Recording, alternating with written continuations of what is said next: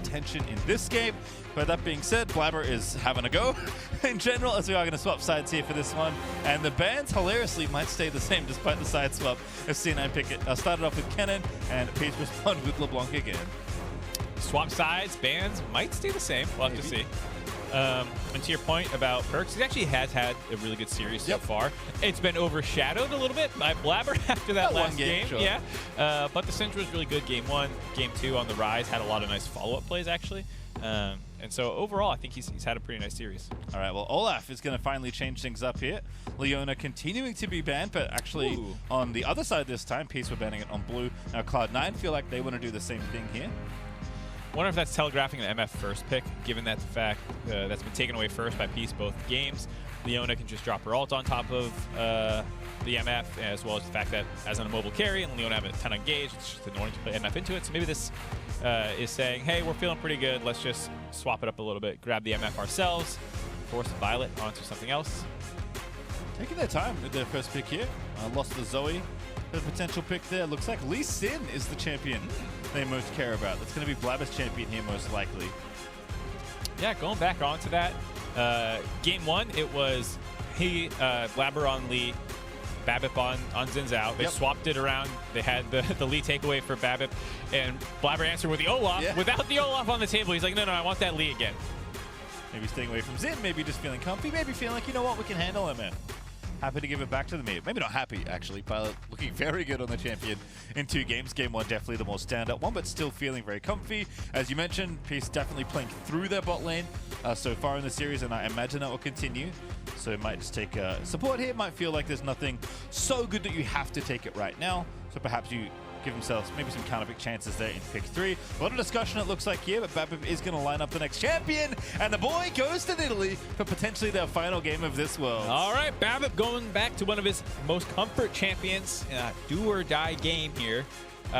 One of the reasons that it's so good for Peace is just Babip's individual skill on it, but as we talked about before, potentially unlocking some of the champions in Tally's pool. So I can see why they're going for it here, being like, okay, the physical jungler AP mid's not working, swap that relationship up.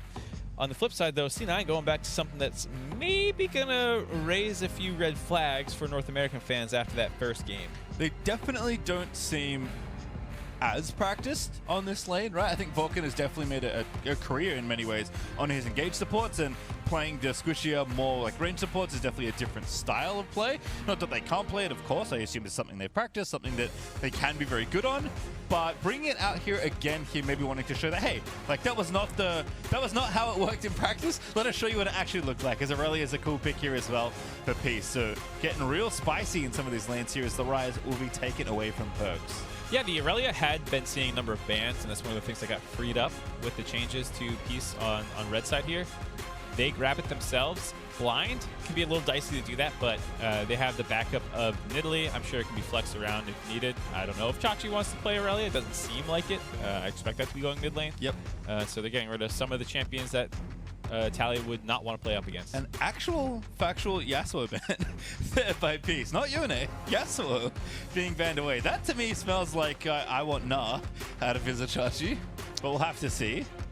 Poppy also banned away. You love to see that. Yeah. Getting the respect in. We'll see if they follow up with the other respect ban for Chachi in the Rumble. You said the Gnar. Potentially, I would be surprised if they did go Gnar. I don't think you need to ban Yasuo to go Gnar, given that you already took out the Aurelia. You could ban the Camille instead, which is a far more likely Gnar counter pick. I'm curious if Tally is worried about Yasuo in the 1v1 then, maybe.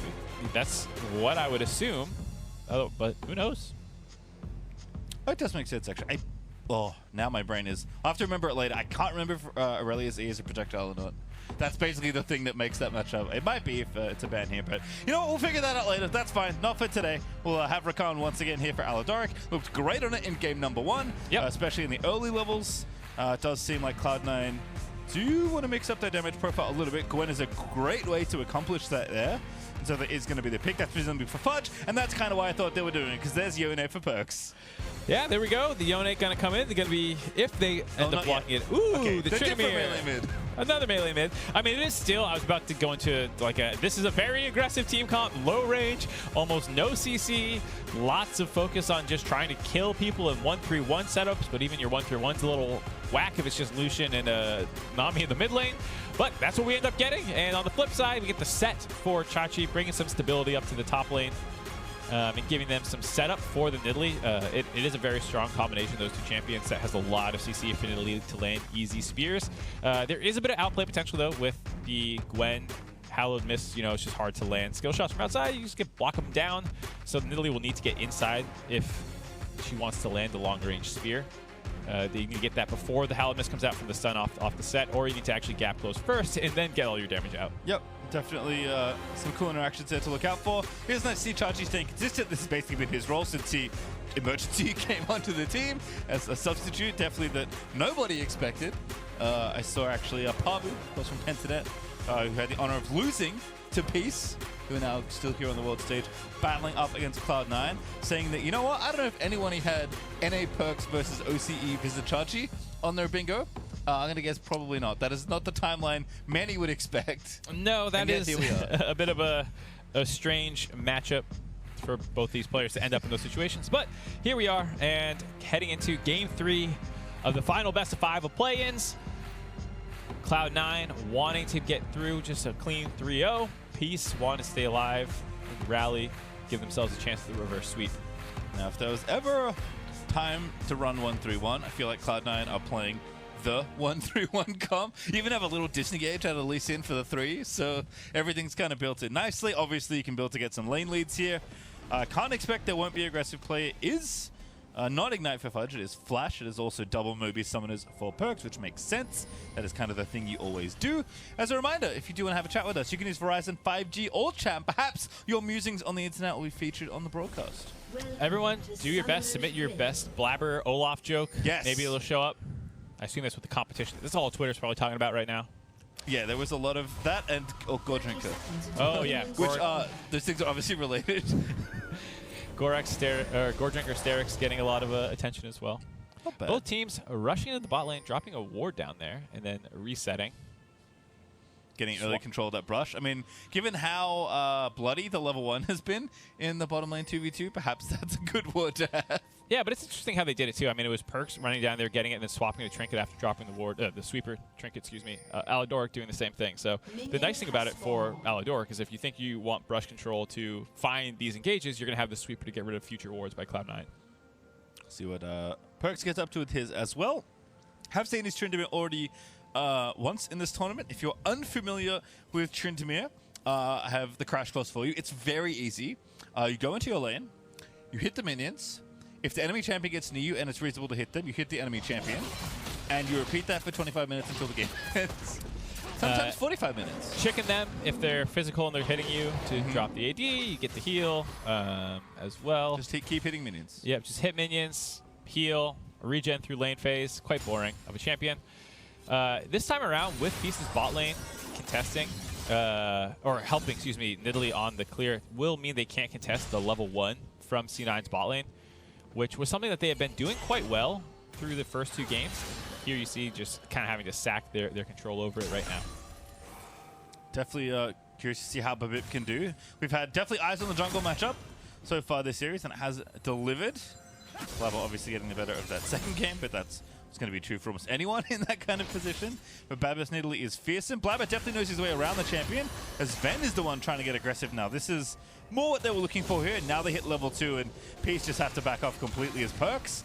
That's what the sweep was for. I like that. Knows he's going to get the lane push, immediately gets out and tries to maintain vision control and spot off where the enemy jungler is, make sure they don't have vision either. Same thing he did in the first Tryndamere game that he played, knowing that he gets the push really early with the E start, just auto-pushing the wave and then going to the enemy Raptor camp. Last time he stole a couple of the little chickens. This time around, spots the Nidalee and just goes, hey, I found her, everybody. And it allows C9's bot lane, who already kind of knew that they would have the free safe push, just actually go as hard as they want.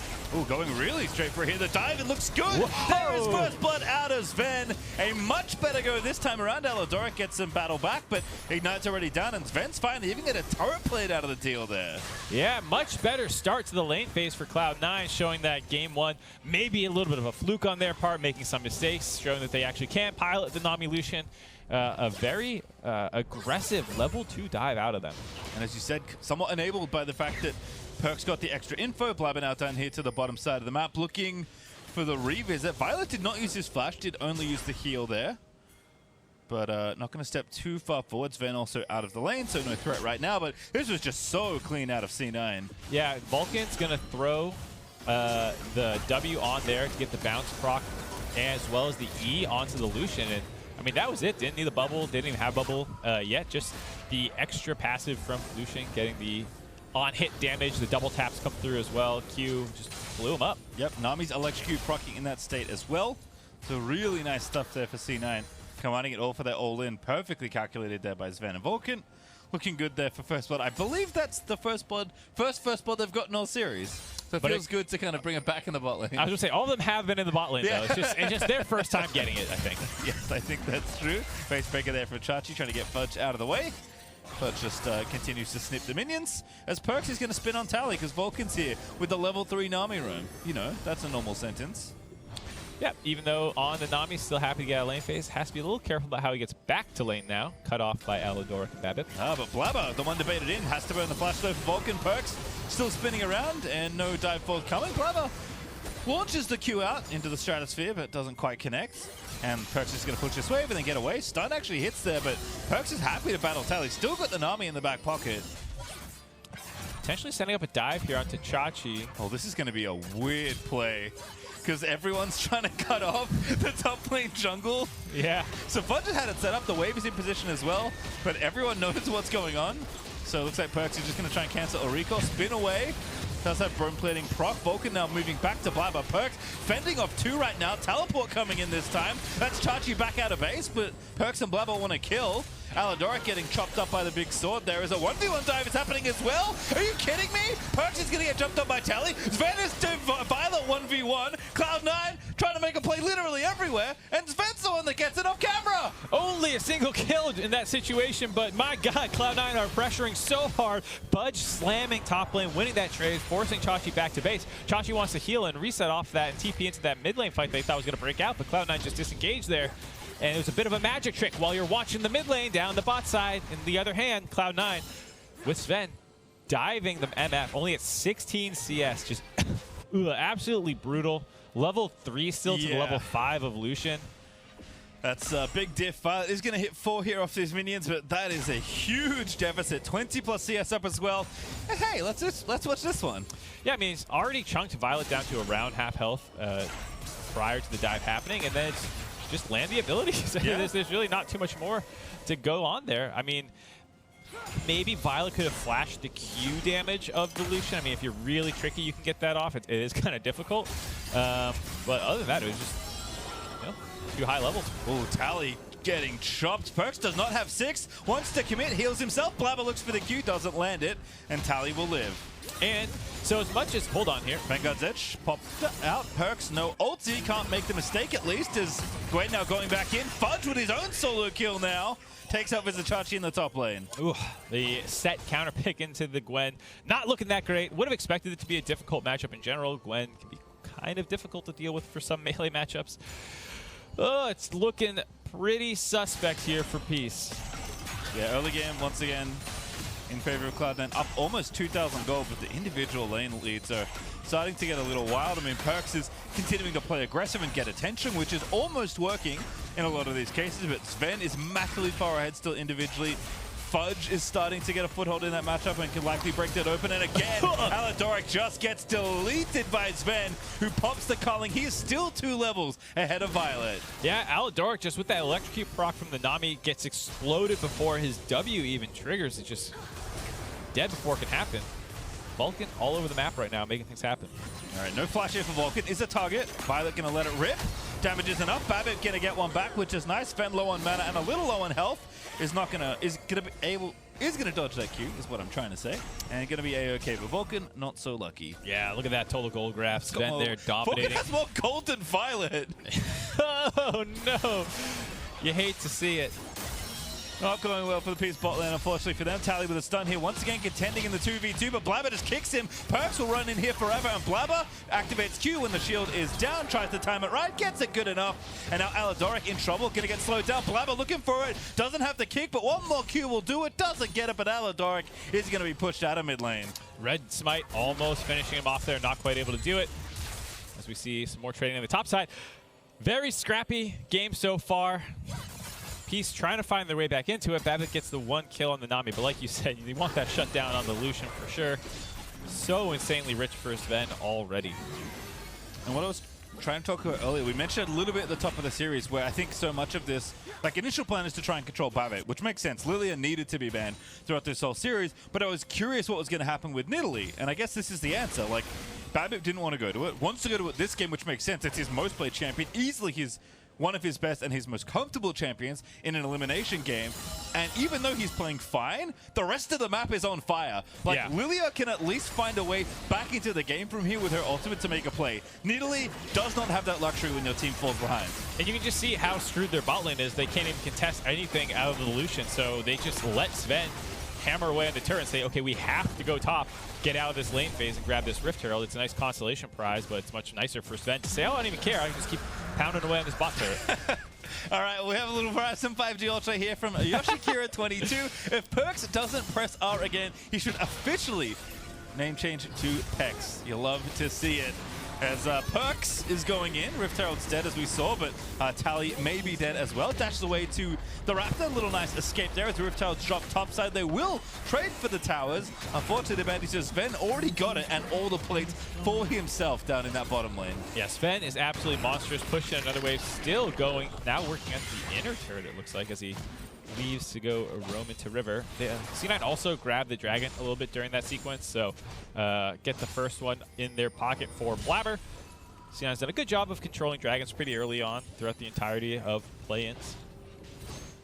Definitely something I feel like they've been focusing on. Obviously, with this kind of game, pretty straightforward to go back and take it. A little later on this one, we will not get a Cloud Soul this game around. Not 3 for 3, unfortunately. It cannot be the case, given that Cloud Dragon was the first one. It's going to be either Infernal or Ocean, which is always good news. And already C9 moving into the 1-3-1 lane setup just 10 minutes into the game. They have a ton of vision control. Peace getting some back now in the bot river, but you can also see in the top side, multiple pink wards for Cloud9. Feeling great. We'll have to see where they go from here. And one thing I gotta say is the roaming Nami support is kind of just the NA playstyle right now. A lot of North American supports love roaming. Sven is getting charmed by Alidoric, but the tidal wave's coming in. Violet forced to flash it, but Alidoric has been tagged by Blabber. In he goes, and still lives to tell the tale. Blabber picking one off there. Yeah, just not enough damage to finish him off, and no CC to lock him up under the turret. So very clean kill for Blabber there. Still pairing up with Vulcan. The two of them moving around the map now. Want to transfer this pressure up to the top side. Tally recognizes he cannot stay underneath this turret, so Fudge gets some alone time on it. Keep working down these turret plates. And this is exactly what I was talking about with the roaming supports for NA. They had a number of the supports in the highest of roam percentage across the world in playoffs when a number of teams were not moving around the map this time. We had basically 0% duo procs for poor JJ during that time. And this is what they love to do. They want to fight you all over the map.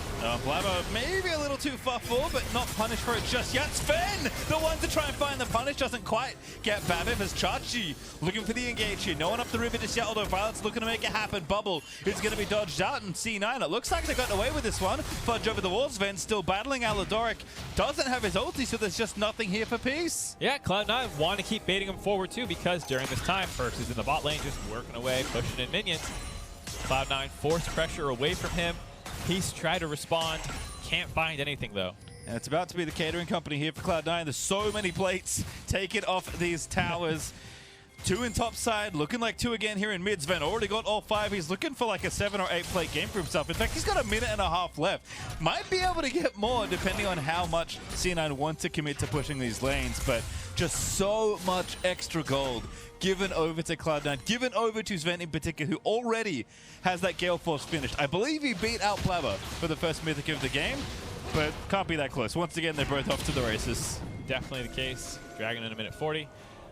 Maybe we'll have a little bit of downtime for my non-sequitur here. I'm ready. At the start of play-ins, I was tweeting with High we were kind of teasing each other about if he'd actually be awake for it or not, and I was supposed to call him out in the main broadcast. This is going a little bit later in the day than I meant to do it because, you know, these games have been pretty bloody. But hi, if you're listening, tweet at me. Let me know that you're there. What's your favorite breakfast item? The other 300,000 people watching, I don't care. Save your tweets. This is just a check to see if High's awake. Hey, you guys can tweet at him too. Yeah, tweet at High, definitely. And it is timestamp, so we'll know if he's awake. It's 8:35 by my clock, here at least on the West Coast of the United States. Wherever you are in the world, though, thank you so much for tuning in. As topside, we've got some trouble brewing. Doric with the quickness finds Fudge. Blabber goes back in and pops the gold drinker. His favorite button to press does look good. And he somehow gets the kill out of the deal because Sven, the absolute terror of the top lane right now, I suppose, is letting a rip on a Vizicachi. Cole's in there as Vulcan picks up the credit for the kill. And Babib's going back in, but Sven, beautiful flash out of there.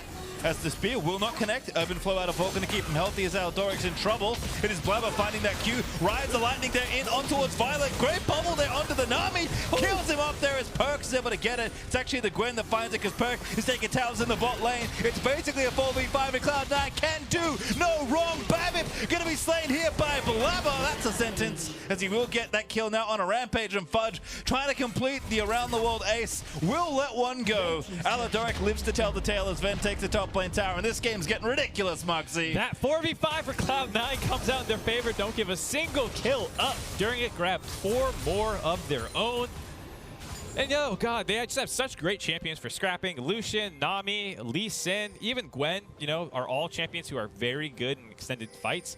Nami just constantly topping people off. And it all started, you know, just with some initial good trading as they collapsed down onto the Gwen and forced Chachi's ult out early. And then while this TP's coming in, an important part is how quickly Vulcan lands the bubble. Well timed there to stop Tally from basically being able to do anything. With him dead, it's basically still a 4v3 because the MF has such a hard time getting involved in this fight. She wants to come in there, but she can't run through anybody. And during this time, the rest of the piece is just pinned up against the turret. A lot of kills that they just want to finish them off. Oh my god!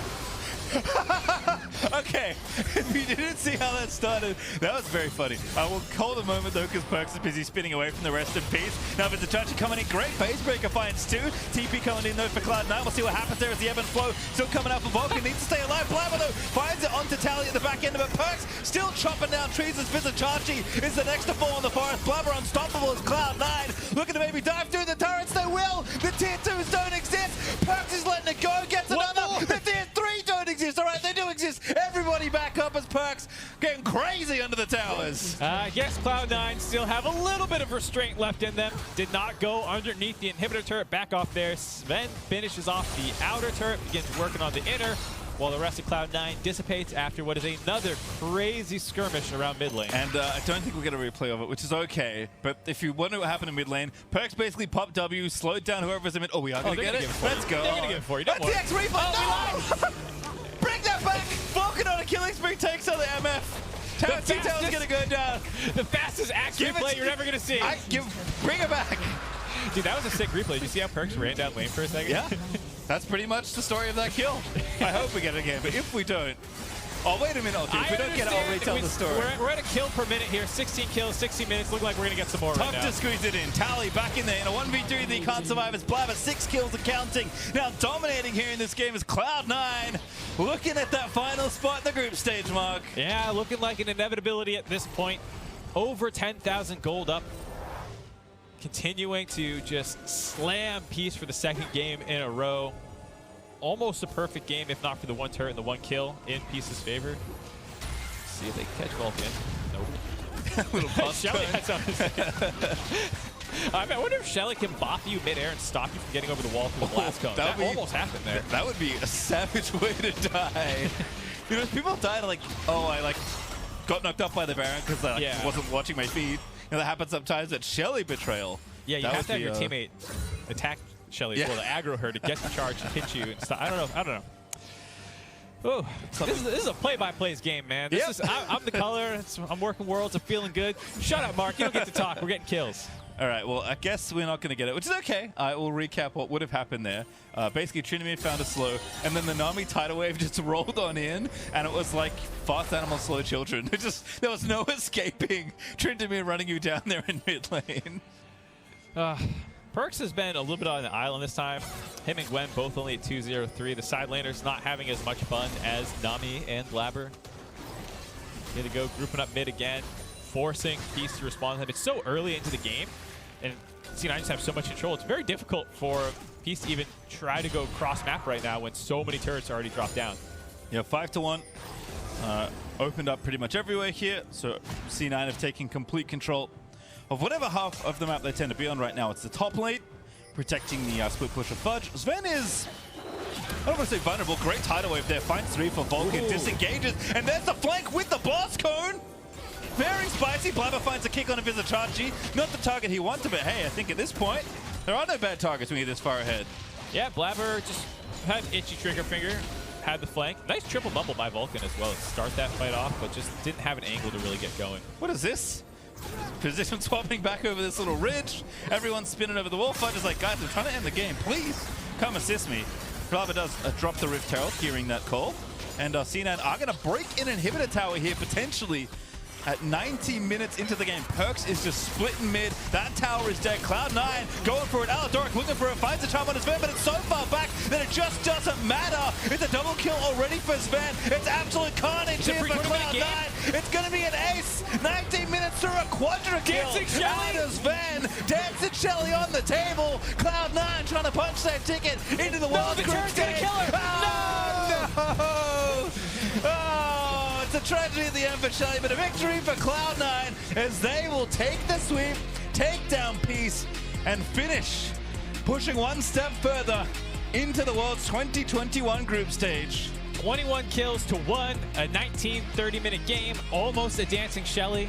If they just could have finished off that last turret shot, Cloud9 have to feel good after that one. I mean, it's expected win. You wanted to see them have a very strong performance. They absolutely dominated Game 2 and Game 3 after a close Game 1. And they will be making their appearance in the main stage now, as expected. Maybe a bit different of a path than people would have thought. Losing the tiebreaker to DFM, I'm sure that will hang over them a little bit.